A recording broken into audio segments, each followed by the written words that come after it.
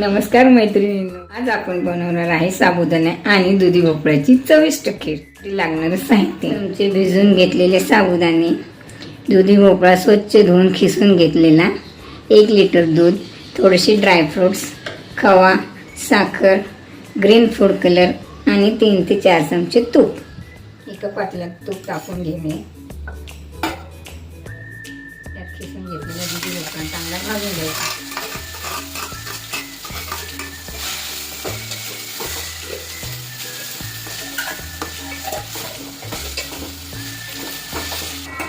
झालेला आहे। आता त्यात घालूया 1 लिटर दूध, गरम केलेले 1 लिटर दूध।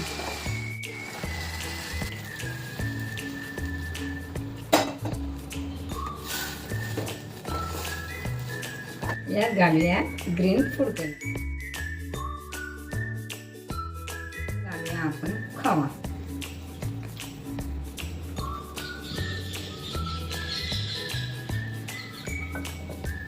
खवा चांगला मिक्स करून घ्यायचा। आता घालूया साबुदाणे, 15 मिनिटं चांगली मस्त शिजून घेतलेली आहे। आता आपण ऍड करूया साखर, साखर घालून चांगलं उकळू द्यावे। आपली खीर तयार आहे। आता गार्निश करूया तळून घेतलेले ड्रायफ्रूट्स टाकून।